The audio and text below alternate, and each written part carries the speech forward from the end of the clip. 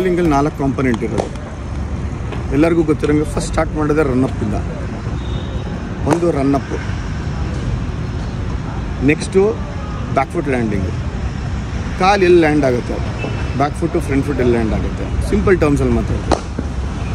Back foot landing ಅದೇ ಟೈಮಲ್ಲಿ ನಿಮಗೆ ಅದಕ್ಕಿಂತ ಜಸ್ಟ್ ಮುಂಚೆನೇ ನಿಮಗೆ ಲೋಡ್ ಮಾಡಿರ್ತೀವಿ. ಅಂದರೆ ನೀವು ಎಲ್ಲಿ ಲೋಡ್ ಮಾಡಿರ್ತೀವಿ ಅದೊಂದು ಟೆಕ್ನಿಕಲ್ ಟರ್ಮು ಕೋಚಿಂಗಲ್ಲಿ. ಕೈನ ಎತ್ತೋದು, ವೈಂಡ್ ಮಾಡೋದು, ಪವರ್ ಸ್ಟೋರ್ ಮಾಡೋದು, ಎನರ್ಜಿ ಸ್ಟೋರ್ ಮಾಡೋದಿದೆಯಲ್ಲ ಅದನ್ನೇ ನಾವು ಲೋಡಿಂಗ್ ಅಂತ ಕರಿತೀವಿ. ಎಲ್ಲಿ ಲೋಡ್ ಮಾಡ್ತಾರೆ ಅನ್ನೋದನ್ನು. ಲೋಡ್ ಆದಮೇಲೆ back foot landing, front foot landing ಎಲ್ಲಿ ಅನ್ನೋದು. ನೆಕ್ಸ್ಟು ರಿಲೀಸು, ಯಾಕೆಂದರೆ ಪೊಸಿಷನ್ಗೆ ಬಂದುಬಿಡುತ್ತೆ. ರಿಲೀಸ್ ಆದ ತಕ್ಷಣ ಫಾಲೋ ಥ್ರೂ. 4 ಕಾಂಪೊನೆಂಟ್ ಇರೋದು, ಇನ್ನು ಅದಕ್ಕಿನ್ನ ಕಾಂಪೊನೆಂಟ್ ಇರೋದಿಲ್ಲ. ಈ 4 ಡಿವಿಷನಲ್ಲೂ ಕೂಡ ಒಂದೊಂದು ಡಿವಿಷನ್ಗೂ ಒಂದೊಂದು ಥರ ಇದೆ. ಸೊ ನಿನಗೆ ಸಿಂಪಲಾಗಿ ಹೇಳಬೇಕು ಅಂತಂದರೆ ರನ್ನಪ್ಪು 2 ಆ್ಯಂಗಲಲ್ಲಿ ನೋಡ್ತೀಯ. ಒಂದು ಹಿಂದೆ ಇರೋ ಒಂದು ಆ್ಯಂಗಲಲ್ಲಿ ನೋಡ್ತೀಯ, ಇನ್ನೊಂದು ಸೈಡ್ ಆ್ಯಂಗಲಲ್ಲಿ ನೋಡ್ತೀಯ. ಯಾವತ್ತು ಕ್ಯಾಮ್ರಾ ಯಾವ ಕಡೆ ಇಡ್ತೀವಿ ಅಂತಂದರೆ ಸೈಡ್ ಆ್ಯಂಗಲಲ್ಲಿ. ನಾನು ರೈಟ್ ಆರ್ಮ್ ಫಾಸ್ಟ್ ಬೌಲರ್ ಆದರೆ ನನ್ನ ರೈಟ್ ಸೈಡ್ಗೆ ಇರುತ್ತೆ camera. Left arm fast bowler ಆಯಿತು ಅಂದರೆ ನನ್ನ ಲೆಫ್ಟ್ ಸೈಡ್ಗೆ ಇರುತ್ತೆ ಕ್ಯಾಮ್ರಾ. ಎಕ್ಸಾಕ್ಟ್ಲಿ ಕ್ಯಾಮ್ರಾ ಎಲ್ಲಿ ಪೊಸಿಷನ್ ಮಾಡ್ತಾರೆ ಅಂತಂದರೆ ಪಾಪಿಂಗ್ ಕ್ರೀಸ್ ಮೇಲೆ, ಅಂದರೆ ನಾನು ಇದನ್ನು ಬೌಲಿಂಗ್ ಕ್ರೀಸ್ ಮೇಲೆ ಮಾಡ್ತಾರೆ. ಅದು ಕರೆಕ್ಟ್ ಆ್ಯಂಗಲಲ್ಲಿ. ನನಗೆ ಸೈಡಲ್ಲಿರೋವಂಥ ಆ್ಯಂಗಲ್ ಬೇಕು, ಅಂದರೆ ನಾನು ಈ ಆ್ಯಂಗಲ್ ಬೇಕು ನನಗೆ ಅಸೆಸ್ ಮಾಡೋದಕ್ಕೆ. ಸೊ ರನ್ನಪ್ನೂ ಅದೇ ಆ್ಯಂಗಲಲ್ಲೇ ತೊಗೊಳ್ತೀನಿ. ಈ ವಿಡಿಯೋನೇ ಒಂದು 2 ಸಲ ನೋಡ್ರಿ ನಿಂಗೆ ಅರ್ಥ ಆಗುತ್ತೆ. ಸೊ ರನ್ನಪ್ ಎಕ್ಸ್ಪ್ಲೇನ್ ಮಾಡ್ತೀನಿ. ಅಸೆಸ್ ಮಾಡುವಾಗ ಬೌಲರ್ಗಳಿಗೆ ರನ್ನಪ್ ಹೆಂಗಿದೆ, ಫಸ್ಟು ಎಷ್ಟು ದೂರ ಇದೆ, ಎಷ್ಟು ಲೆಂತ್ ಇದೆ, ನೆಕ್ಸ್ಟ್ ಎಷ್ಟು ಜೋರಾಗಿ ಓಡ್ತಾ ಇದ್ದಾನೆ, ಸ್ಪೀಡು, ಸ್ಟ್ರೈಡ್ ಮಾಡ್ತಾಯಿದ್ದಾನ, ಸ್ಪ್ರಿಂಟ್ ಮಾಡ್ತಾಯಿದ್ದಾನ, ತುಂಬ ಸ್ಲೋ ಇದ್ದಾನ. ರನ್ನಪ್ಪಲ್ಲಿ ಈ ಕಾಂಪೊನೆಂಟ್ ಹೇಳ್ತಾನೆ. ಇನಿಷಿಯಲಿ ಹೆಂಗಿರಬೇಕು ರನ್ನಪ್ಪು ಅಂತಂದರೆ ಸ್ವಲ್ಪ ಸ್ಲೋಗಿ ಸ್ಟಾರ್ಟ್ ಮಾಡ್ತಾನೆ, ಆಮೇಲೆ ಪೇಸ್ನ ಪಿಕ್ ಮಾಡ್ತಾರೆ. ಆ ರಿದಮಲ್ಲಿ ಸ್ಟ್ರೈಟ್ ಜಾಸ್ತಿ ಆಗ್ತಾ ಹೋಗುತ್ತೆ. ಆಮೇಲೆ ಕಂಫರ್ಟಬಲಿಗಿರೋ ಪೇಸಲ್ಲಿ ಓಡ್ಬಿಟ್ಟು ಬ್ಯಾಕ್ ಫುಟ್ಟಲ್ಲಿ ಲ್ಯಾಂಡ್ ಮಾಡ್ತಾನೆ. ಇಲ್ಲಿ ತನಕ ರನ್ನಪ್ ಇದೆ. ಸೊ ರನ್ನಪ್ಪನ್ನ ನೀನು ಅಸೆಸ್ ಮಾಡೋದು ಸೈಡ್ ಆ್ಯಂಗಲಿಂದ ನೋಡಿದಾಗ ಗೊತ್ತಾಗುತ್ತೆ. ಅವನು ಸ್ಟ್ರೈಟ್ ಸಿಕ್ಕಾಬಡ ದೂರ ಆಗ್ತಾ ಇದ್ದಾನ, ತುಂಬ ಹತ್ತಿರದಲ್ಲಿ ಆಗ್ತಾ ಇದ್ದಾನ, ಅಥವಾ ತುಂಬ ಲಾಂಗ್ ಆಯ್ತಾ ರನ್ನಪ್ಪು, ತುಂಬ ಶಾರ್ಟ್ ಆಯ್ತಾ, ರನ್ನಪ್ಪೇ ಇಲ್ವಾ ಅನ್ನೋದೆಲ್ಲ ನಿಮಗೆ ಲೆಂತ್ ಗೊತ್ತಾಗೋದು ಸೈಡ್ ಆ್ಯಂಗಲಿಂದ. ಅದಕ್ಕೆ ಸೈಡ್ ಆ್ಯಂಗಲಲ್ಲಿ ನೋಡ್ತೀಯ. ರನ್ನಪ್ ಇರುವಾಗ ಹೆಂಗೆ ಅಂತಂದರೆ ಓಡೋವಾಗ ರಿದಮಲ್ಲಿ ಯಾವಾಗ ಬರ್ತಾರೆ ಪ್ಲೇಯರ್ಗಳು ಅಂದರೆ ತುಂಬ ತಲೆಯಲ್ಲಿ ಗೊಂದಲ ಇತ್ತು ಅಂತಂದರೆ ರನ್ನಪ್ ಮಿಸ್ ಆಗ್ತಾ ಇರುತ್ತೆ, ರಿದಮ್ ಹೊಟ್ಟೋಗ್ತಾ ಇರುತ್ತೆ. ಗೊಂದಲ ಇಲ್ದಿರ ಸುಮ್ಮನೆ ಸ್ಟ್ರೈಡ್ ಮಾಡಿ ಸ್ಪ್ರಿಂಟ್ ಮಾಡಿ ಆರಾಮಾಗಿ ಓಡೋರು, ರಿದಮಿಕ್ಕಾಗಿ ಓಡೋರು ರನ್ನಪ್ಪು ಸಕ್ಕತ್ತಾಗಿ ಇಟ್ಕೊತಾರೆ. ಅಂದರೆ ನಾನು ರನ್ನಿಂಗ್ ಸ್ಟೈಲಲ್ಲಿ ನಿಂಗೆ ಹೋಗ್ತಾ ಇದ್ದೀನಿ, ನನ್ನ ಕೈನಲ್ಲಿ ಬಾಲ್ ಕೊಟ್ಟರು ಓಡಿದೆ, ಇಷ್ಟೇ ನನ್ನ ರನ್ನಪ್ಪು. ಕೈ ಅಕ್ಕಪಕ್ಕ ಹಿಂಗೆ ಅನ್ನಲ್ಲ, ಏನಿಲ್ಲ, ಹೆಡ್ ಸ್ಟಿಲ್ಲಾಗಿ ಇಟ್ಕೊತಾರೆ, ಓಡ್ತಾ ಇರ್ತಾರೆ. ಅದನ್ನು ನೀನು ಅಸೆಸ್ ಮಾಡ್ತೀಯ ವಿಡಿಯೋ ಆ್ಯಂಗಲಲ್ಲಿ. ರನ್ನಪ್ ಯಾಕೆ ಇಂಪಾರ್ಟೆಂಟ್? ಮೋಸ್ಟ್ ಇಂಪಾರ್ಟೆಂಟ್ ರನ್ನಪ್ಪನೇ ಕೆಲವು ಸಲ. ಯಾಕೆಂದರೆ ಅದು ಪವರ್ ಜನ್ರೇಟ್ ಮಾಡುತ್ತೆ, ರಿದಮ್ ಜನ್ರೇಟ್ ಮಾಡುತ್ತೆ, ಪ್ರೊಪೆಲ್ ಮಾಡೋದಕ್ಕೆ ಬಾಲ್ಗೆ ಕರೆಕ್ಟಾಗಿರುವಂಥ ಪೊಸಿಷನಲ್ಲಿ ಬಾಡಿನ ಅಲೈನ್ ಮಾಡುತ್ತೆ ರನ್ನಪ್. ಬಾಡಿಯಲ್ಲಿರುವಂಥ ವೆಯ್ಟು ಕೂಡ ಬಾಲ್ ಮೇಲೆ ಬರಬೇಕು, ದಮ್ ಬರಬೇಕು ಅಂದರೆ ರನ್ನಪ್ ಇಂಪಾರ್ಟೆಂಟ್. ಅದು ಸಫಿಷಿಯೆಂಟ್ ಪೇಸಲ್ಲಿ ಹೋಗ್ಬೇಕು. ಸಿಕ್ಕಾಪಟ್ಟೆ ಜೋರಾಗೂ ಇಲ್ಲ, ಸಿಕ್ಕಾಪಟ್ಟೆ ಕಡಿಮೆನೂ ಇಲ್ಲ. ಅದನ್ನು ಕಂಫರ್ಟ್ ಲೆವೆಲ್ ಏನಿದೆ ಬೌಲರ್ಗೆ ಅದು ನೋಡಬೇಕು. ರನ್ನಪ್ ಸ್ಟ್ರೈಟ್ ಆಗಿದೆಯಾ, ಆ್ಯಂಗಲಲ್ಲಿ ಇದೆಯಾ ನೋಡ್ತೀವಿ ನೆಕ್ಸ್ಟು. ಸೊ ಅದು ಫ್ರಂಟ್ ಆ್ಯಂಗಲಲ್ಲಿ ನೋಡ್ತೀವಿ. ಸೈಡ್ ಆ್ಯಂಗಲಲ್ಲಿ ಈ ಥರ ಅಸೆಸ್ ಮಾಡಿದ್ರೆ, ಫ್ರಂಟ್ ಆ್ಯಂಗಲಲ್ಲಿ ಜಿಗ್ಜಾಗಾಗಿ ಓಡ್ತಾ ಇದ್ದಾನ, ಆ್ಯಂಗಲಲ್ಲಿ ಓಡ್ತಾ ಇದ್ದಾನ, ಅಥವಾ ಸ್ಟ್ರೈಟಾಗಿ ಓಡ್ತಾ ಇದ್ದಾನ ಅನ್ನೋದನ್ನು ನೋಡ್ತೀವಿ.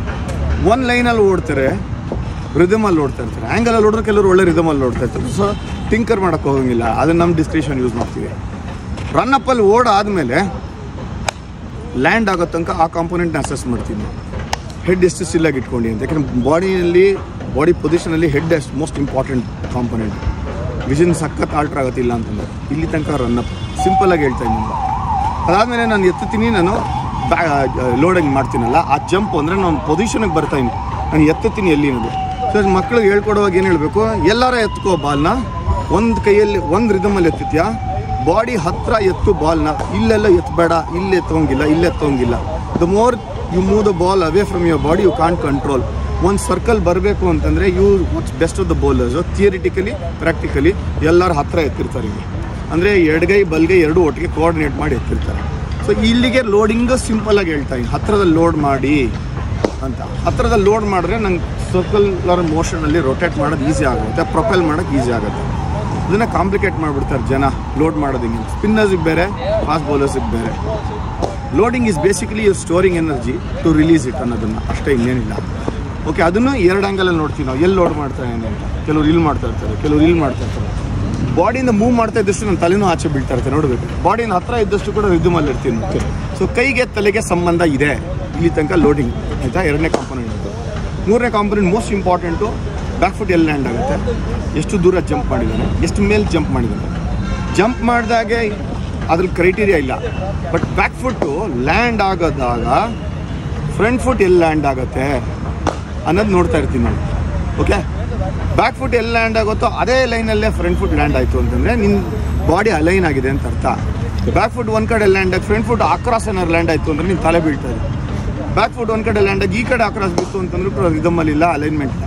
ಸೊ ಎರಡೂ ಬ್ಯಾಕ್ ಫುಟ್ ಫ್ರಂಟ್ ಫುಟ್ದು ಲೈನ್ ನೋಡ್ತೀವಲ್ಲ ಅದನ್ನೇ ಅಲೈನ್ಮೆಂಟ್ ಅಂತ ಕರೆಯೋದು. ಅಲೈನ್ ಆಗಿದೆಯಾ ನಿನ್ನ ಬಾಡಿ, ಟಾರ್ಗೆಟ್ಗೆ ಹೋಗ್ತಾ ಇದೆಯಾ, run up back foot landing front foot landing target ಕಡೆ ಹೋಗ್ತಾ ಇದೆ ಅಂತ ಇಂಡಿಕೇಶನ್ ಅಷ್ಟೇ. ಸೊ ಅದನ್ನು ನೋಡ್ತೀವಿ. ಬ್ಯಾಕ್ ಫುಟ್ ಲ್ಯಾಂಡಿಂಗಲ್ಲಿ 3 ಅಸೆಸ್ ಮಾಡ್ತೀವಿ. ಒಂದು ನೀನು ಸೈಡ್ ಆನಲ್ಲಿ ಬರ್ತೀಯಾ, ಒಂದು ಸೆಮಿ ಸೈಡ್ ಆನ್ ಬರ್ತೀಯಾ, ಇನ್ನೊಂದು ಫ್ರಂಟ್ ಆನ್ ಬರ್ತೀಯಾ. ಪ್ಯಾರಲಲ್ ಆಗಿತ್ತು ಅಂದರೆ ಕ್ರೀಸು ಬ್ಯಾಕ್ ಫುಟ್, ಅದು side on no matter what. ಮಧ್ಯದಲ್ಲಿತ್ತು ಅಂತಂದರೆ ಮಿಕ್ಸ್ಡ್, ಸೆಮಿ. ಸ್ಟ್ರೇಟಾಗೆ ಬೌಲರ್ಗೆ ಟೋ ಪಾಯಿಂಟ್ ಮಾಡ್ತಿತ್ತು, ಬ್ಯಾಟ್ಸ್ಮನ್ಗೆ ಟೋ ಪಾಯಿಂಟ್ ಮಾಡ್ತಿತ್ತು ಅಂದರೆ ಅದು ಫ್ರಂಟ್ ಆನ್ ಇರ್ತಾರೆ ಅಂತ. ಸೊ ಬಾಡಿ ಅಲೈನ್ ಆಗೋದು, ಬಾಡಿ ಪೊಸಿಷನ್ಗೆ ಬರೋದು, ಅದು based on the back foot and front foot landing. ಇಷ್ಟೇ ನಾವು ಇಟ್ಕೊಬೇಕು. ಸ್ಪಿನ್ನರ್ಸ್ಗೆ ಬೇರೆ ಥರ ನಾವು, ಸ್ಪಿನ್ನರ್ಸ್ಗೆ straight length, fast ball straight length ಇದೆ. ಬ್ಯಾಕ್ ಫುಟ್ ಲ್ಯಾಂಡಿಂಗ್ ಆದಮೇಲೆ ಎಷ್ಟು ದೂರ ಸ್ಟ್ರೆಚ್ ಮಾಡ್ತಾರೆ ಅನ್ನೋದ್ರ ಮೇಲೆ ಹೋಗುತ್ತೆ. ಅದಾದಮೇಲೆ ಟೋನಲ್ಲಿ ಲ್ಯಾಂಡ್ ಆಗ್ತಾನೆ, ಹೀಲ್ ಟು ಟೋ ಇದೆ, ಅದೆಲ್ಲ ನೋಡ್ತೀವಿ. ಎಲ್ಲಿ ಆ component alignment most important. Body ಪೊಸಿಷನಲ್ಲಿ ಟ್ರೈನ್ ಥರ ಓಡಿ ಡೆಲಿವರ್ ಮಾಡಬೇಕು ಅಂತಂದರೆ without any loss of energy ಕರೆಕ್ಟಾಗಿ ಅಲೈನ್ ಆಗಿರಬೇಕು ಬಾಡಿ. ಸೇಮ್ ಟೈಮಲ್ಲಿ ನೀನು ಲೆಫ್ಟ್ ಶೋಲ್ಡರು ಅಲೈನ್ ಆಗಿದೆಯಾ ನೋಡ್ತೀವಿ. ಲೆಫ್ಟ್ ಶೋಲ್ಡರ್ ಸಿಕ್ಕಾಪಟ್ಟೆ ಮೇಲೆತ್ತಿ ಅಕ್ಕಪಕ್ಕ ಎಲ್ಲ ಹೋಯ್ತು ಅಂತಂದರೆ ಕಷ್ಟ ಆಗುತ್ತೆ. ಯಾಕೆಂದರೆ ಟೆಕ್ನಿಕಲ್ ರೀಸನು, ಲೆಫ್ಟ್ ಹ್ಯಾಂಡ್ ಎಲ್ಲಿ ಹೋಗುತ್ತೋ ರೈಟ್ ಹ್ಯಾಂಡ್ ಅಲ್ಲಿ ಫಾಲೋ ಮಾಡುತ್ತೆ ಅನ್ನೋದು simple. So left hand open ಆಯಿತು ಅಂದರೆ ರೈಟ್ ಹ್ಯಾಂಡ್ ಅಲ್ಲೇ ಓಪನ್ ಆಗೋಗುತ್ತೆ. ಸೊ ಲೆಫ್ಟ್ ಹ್ಯಾಂಡ್ ಸಿಕ್ಕಾಪಟ್ಟೆ ಸೈಡ್ ಪಾರ್ ಸೈಡ್ ಆನ್ ಇತ್ತು ಅಂತಂದರೆ, ಹಿಂಗಿತ್ತು ಅಂತಂದರೆ ಇದಕ್ಕೆ ನೀವು ಜಾಗನೇ ಇಲ್ಲ ಡೆಲಿವರ್ ಮಾಡೋಕ್ಕೆ. ಸೊ ಕರೆಕ್ಟಾಗಿರೋ ಪೊಸಿಷನಲ್ಲಿ ನನ್ನ ಕೈ ಎಡಗೈ ಡೈರೆಕ್ಷನ್ ತೋರಿಸುತ್ತೆ, ಇದು ಎಲ್ಲಿ ಹೋಗುತ್ತೋ ಇದು ಅಲ್ಲಿ ಹೋಗುತ್ತೆ ಅನ್ನೋದು. ಯಾಕೆಂದರೆ ಆಮೇಲೆ ಕಂಟ್ರೋಲ್ ಮಾಡೋಕ್ಕಾಗಲ್ಲ. ಇದು ಪರ್ಫೆಕ್ಟ್ ಆಗಿತ್ತು. ಇದನ್ನೇ ನಾನ್ ಬೌಲಿಂಗ್ ಆರ್ಮ್ ಅಂತ ಕರೆಯೋದು. ಇದು ನಾನ್ ಬೌಲಿಂಗ್ ಆರ್ಮ್, ಯಾಕಂದ್ರೆ ಬೌಲಿಂಗ್ ಮಾಡಲ್ಲ, ಇದು ಬಟ್ ಡೈರೆಕ್ಷನ್ ತೋರಿಸುತ್ತೆ. ಇದು ಮೇಲ್ಗಡೆ ಹೋಗುತ್ತೆ, ಸ್ಟೆಬಿಲೈಸ್ ಆಗುತ್ತೆ, ರಿಲೀಸ್ ಆಗುತ್ತೆ. ಇಲ್ಲಿ ತನಕನೂ ನಾನು ನಾನ್ ಬೌಲಿಂಗ್ ಆರ್ಮ್ ಬಗ್ಗೆ ಯೋಚನೆ ಮಾಡ್ತಾಯಿದ್ದೀನಿ.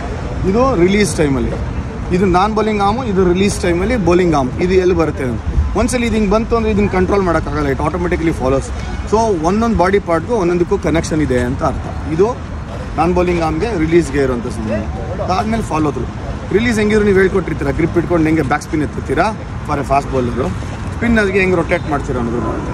ಇಲ್ಲಿ ತನಕ ಅಸೆಸ್ ಮಾಡೋದು 3 ಕಾಂಪೋನೆಂಟ್ ಆಗಿ. 4ನೇ component follow through. Follow through exaggerated ಮಾಡೋಂಗಿಲ್ಲ. ಫಾಲೋ ಥ್ರೂ ಅಂದರೆ ನೀನು ಇಷ್ಟು ಫೋರ್ಸ್ ಜನ್ರೇಟ್ ಮಾಡಿರ್ತಿಲ್ಲ, ಅದನ್ನು ಅಬ್ಸಾರ್ಬ್ ಮಾಡ್ತಾ ಇದೆಯಾ. ಸಡನ್ನಾಗೆ ಟಯರ್ ಬ್ರೇಕ್ ಹಾಕೋಕ್ಕಾಗಲ್ಲ. ಕಾರು 100 ಹೋಗ್ಬಿಟ್ಟು ಬ್ರೇಕ್ ಹಾಕಿದ್ರೆ ಟಯರ್ ಡಮಾನ್ ಅಂದಾಗುತ್ತಲ್ಲ, ಅದಕ್ಕೆ ಬಾಡಿನಲ್ಲಿ ರಿದಮ್ ಇದ್ದು ಆ ಫಾಲೋ ಥ್ರೂನಲ್ಲಿ ಯು ಅಬ್ಸಾರ್ಬ್ ಫೋರ್ಸ್. ಎಲ್ಲಾದರೂ ಕೂಡ batting, bowling, fielding, catching, keeping ಎಲ್ಲದನ್ನು ಕೂಡ ಆ ಫೋರ್ಸ್ ಜನ್ರೇಟ್ ಮಾಡಿರೋ ಆಬ್ಜೆಕ್ಟ್ ನಾನು ಹಿಂಗೆ ಎಳಿಲಿಲ್ಲ. ಇಲ್ಲಿ here it's my body generate ಮಾಡಿದ್ದೀನಿ ಫೋರ್ಸು, ವಾಪಸ್ ಎಳಿತೀನಿ. ಅದಕ್ಕೆ ನಾನು ಅಷ್ಟು ದೂರ ಟ್ರಾವೆಲ್ ಮಾಡೋದು.